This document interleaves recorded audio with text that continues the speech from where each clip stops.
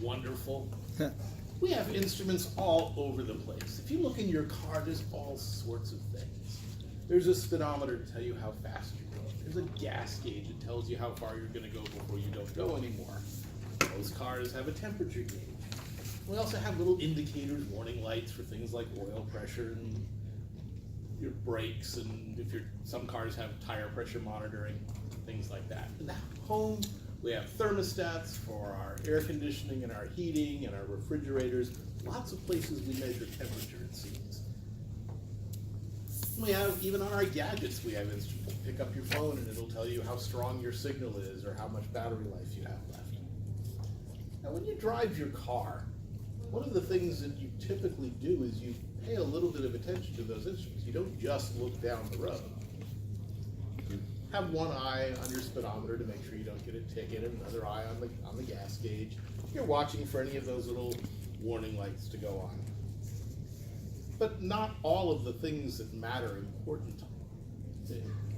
important on a car are instrumented. For example, there's nothing to tell you that your tires are getting threadbare. So some things you actually have to check manually. But instruments do things for us that we can't do for ourselves. They detect things that we are not physically equipped to detect. Radar is an example. A Geiger counter that measures radiation is another. These are things that we have no way of sensing directly. So we've come up with technology to sense them for us. They standardize things for us. I am comfortable at this temperature. There are probably people in this room who are hot, and there are probably people in this room who are cold.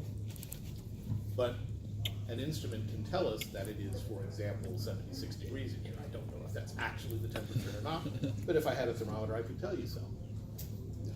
Sometimes we use instruments to avoid being deceived by our senses. If you're flying an airplane in cloudy weather, for example, your senses will lie to you. They will tell you that you are climbing when you are in fact turning. There's a gadget on an airplane called an artificial horizon, and it uses a gyroscope to detect the orientation of the plane and changes in that orientation. And so if you're flying and you cannot actually see the horizon, you use that artificial horizon overriding what your senses are telling you so that you can fly the plane correctly. Sometimes our instruments simply react faster than we can. Anti-lock brakes. You're driving along the road, you gotta hit the brakes real quick.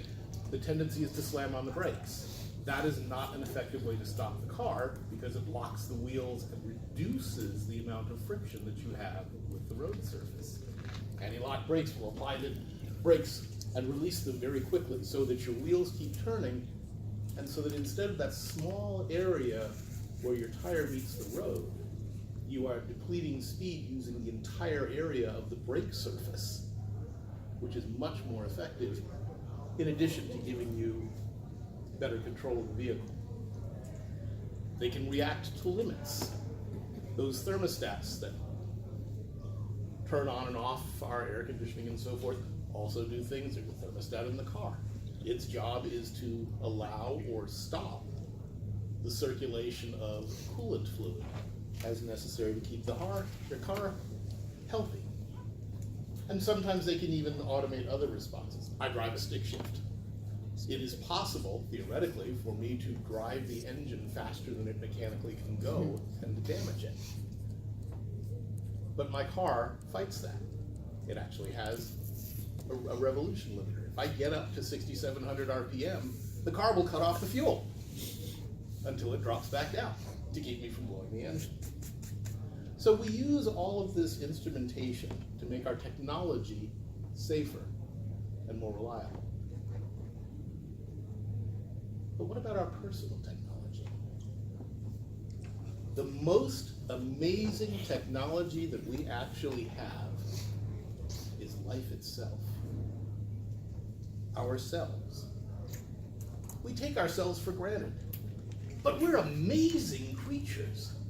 We have one brain, one heart, one liver, one pancreas, 2 lungs, 2 eyes, 2 ears, 2 kidneys, 4 major limbs, each of which has 5 appendages at the end of it, dozens of glands, depending on how you count them, as many as 78 organs, 270 bones and possibly as many as 850 muscles.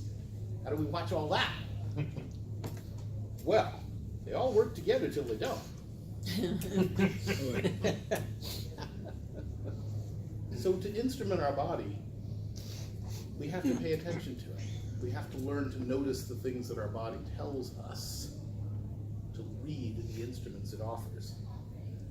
Things that say that the body is healthy include things like thick hair, strong nails, a feeling of energy, ease of breathing, even or especially when you're ill, good circulation on your skin, your color is even, you don't have limbs falling asleep on you, fresh breath, healthy teeth and gums in the mouth, clear eyes, and that everyday tasks like tying shoes is easy.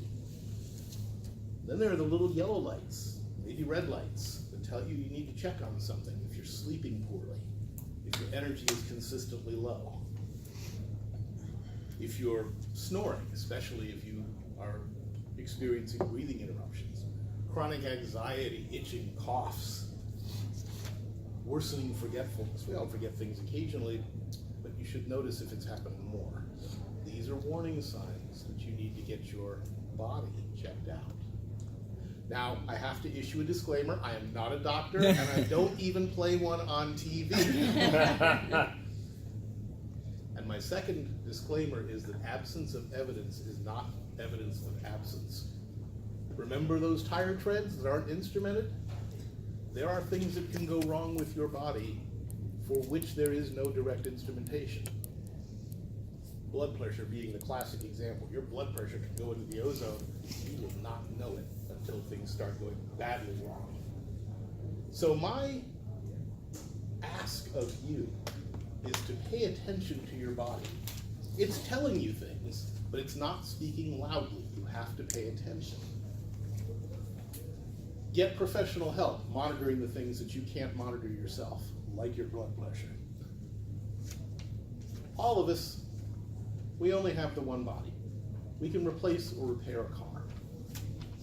My ask of you is to take care of yourself at least as well as you take care of your car.